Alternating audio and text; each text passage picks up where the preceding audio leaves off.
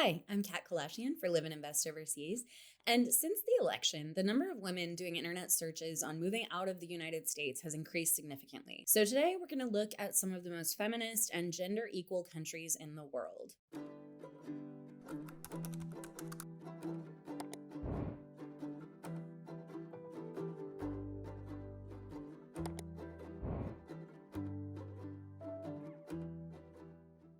Where to go overseas can be a different question for men than it can be for women, both for travel and for living. Do women have the same rights and protections in this new country? Would a woman be safe here on her own? How is women's health considered locally and how does it stack up globally? Do women have the same freedoms as men in any given country? Are they equally represented in schools and in the workplace? How big is the wage gap?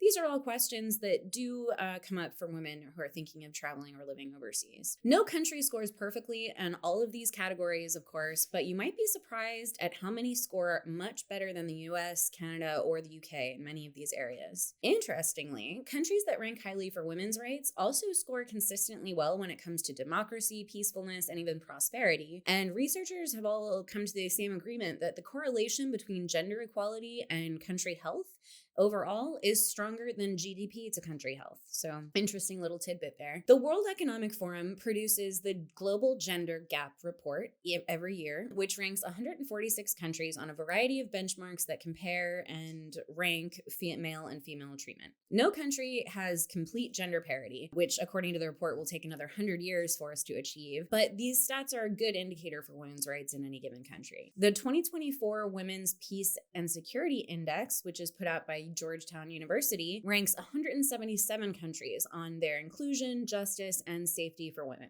Some of the top issues that these reports quantify for these rankings include education, employment, financial inclusion, cell phone use, parliamentary representation, absence of legal discrimination, access to justice, maternal mortality ratio, son bias, domestic violence, community safety, political violence targeting women, and proximity to conflict in general. In all of the countries that we're going to talk about today, abortion is a protected right, typically up to 12 weeks, but ranging anywhere from 10 to 24, and it's often covered by the public healthcare system. Following the overturn of Roe v. Wade in the US, many countries in Europe actually doubled down, reaffirming their commitment to reproductive rights, and France even added it to their constitution. So combining all of these statistics, as well as looking at rates of maternal health care and survival, which is ranked by the World Health Organization out of 185 countries, and parental rights overall, we've come up with this following list of feminist countries. We've also included where each country ranks for general happiness out of 144 countries ranked each year by World Population Review, which, again, interestingly, shows a large overlap between gender equal countries and those where residents are generally happiest. Finally, we have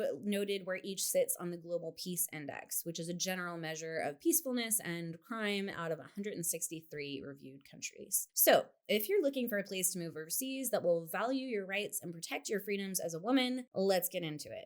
These are the following top choices. Number one is Iceland, which scored number one on the Global Gender Gap Report this year, as well as on the Global Peace Index. So this is a very safe place where things are about as equal as they are anywhere in the world. They're more equal than they are anywhere else in the world. By nearly all accounts, Iceland is the most feminist and gender equal country. It's been most consistently gender equal in the world for the last 15 years, according to the Global Gender Gap Report, and it's the only country to ever score higher than 90% in this report. For almost 25 of the last 50 years, Iceland has had a female head of state, and this year, 48% of its parliamentary members are female. The trickle down from female-led government policies is clear here in Iceland. The wage gap between genders is smaller than in most countries, possibly due to a 2018 law that requires companies with more than 25 employees to be paid equally for equal work or be fined daily. And a local psychologist who was interviewed for the Global Gender Gap Report, Hulda Toyes, said, "It is a, quote, society where women are treated on par with men, or at least the intention to do so exists." Number two on our list is Denmark, which scored number one in the Women, Peace and Security Index for 2024 and scored number two in the World Happiness Report.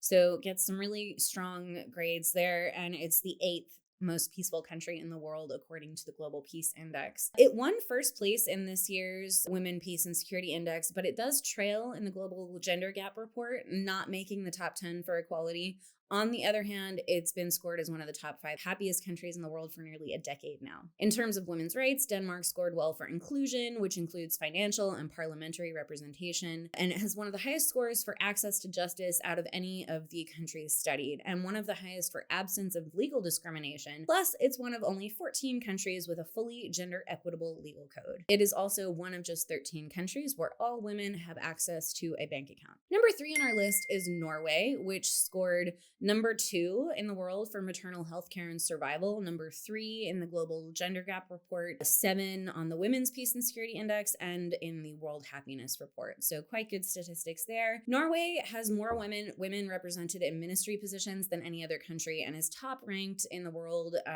for female literacy, as well as for the number of female professional and technical workers. It ranks 6th for income parity in the world, and it scores right behind Sweden, which is 2nd place on this list for inclusion and justice. So Norway is number 3 in the world for inclusion and justice. Finland comes next, and it actually took top spot in the World Happiness Report this year and 2nd in the Global Gender Gap Report, number 4 in the Women's Peace and Security Index. So overall, really, really high ranks here for Finland, which has a strong and long tradition of politically active women, being the first country in the world to allow women to participate in parliament, which was back in 1906. The country also ranks very well for gender parity in education. Plus, the country is ranked as the happiest in the world for 2024, which I mentioned, and is traditionally one of the safest countries in the world. Sweden is next on our list, which scored right behind Denmark, which took the top spot for inclusion and justice. So this is number 2 in the world for inclusion and justice. It scored number 3 in the World Peace and Security Index, and number 4 in the World Happiness Report, and number 5 in the Global Gender Gap Report. It ranks as the top self-declared feminist country in 2024 by the World Population Review, which cites that 46% of local women consider themselves to be feminists. Germany is next on our list, and it happens to be the largest contributor in the world for spending on gender equality. It ranks number 7 in the Global Gender Gap Report, and in Germany, women are actually better educated than men on average, and the country has the 3rd highest rate of female employment in the EU. However, women still earn about 6% less than their male counterparts here. This year, half of the country's ministers are female, the highest percentage ever, as well as the foreign minister.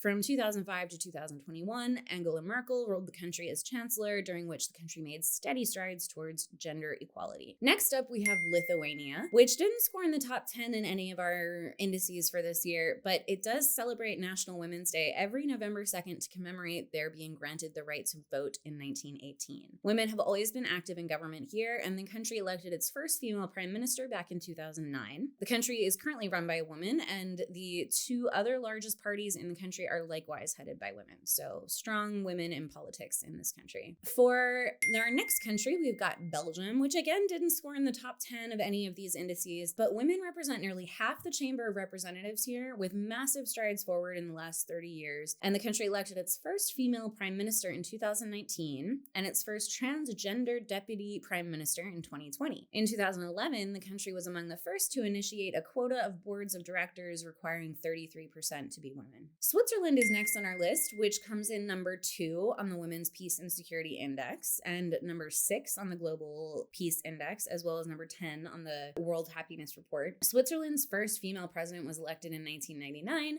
and there have been 7 since then. As of 2019, Switzerland's parliament has more women elected than ever, and a law was approved in 2019 to require 30% of positions on the boards of directors and 20% of executive boards to be female. Nowadays, more women are completing university degrees here than men, and in 2020, a large majority voted to ensure all fathers get paid paternity leave. Next on our list, we have Luxembourg, which scored number 4 in the Women, Peace and Security Index and number 8 in the World Happiness Report. With its Ministry of Equality between men and women fighting for gender parity, Luxembourg boasts some of the most successful campaigns in the world for women's rights. Notably, it has achieved the lowest gender wage gap in the world. Grand Duchess Maria Theresa holds the protection of women's rights paramount to her reign, claiming them to be, quote, the heart of her social and humanitarian engagements.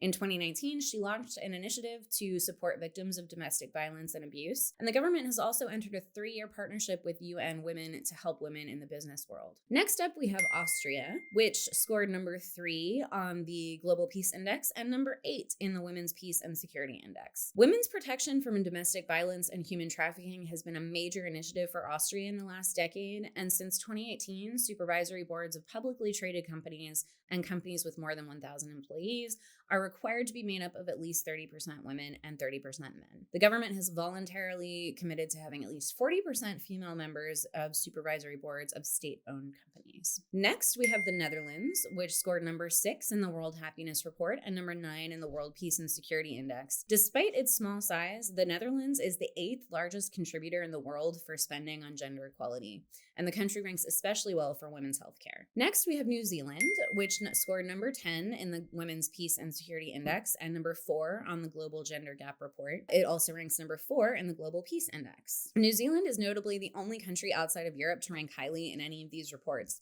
New Zealand boasts a 50% female parliament, as well as several female leaders of state over the last decades. Female enrollment in primary and secondary education is almost equal to that of male. However, women here earn roughly $20,000 less than men on average, ranking it 37th in the world for wage parity. It also rates poorly for female life expectancy at 109th in the world.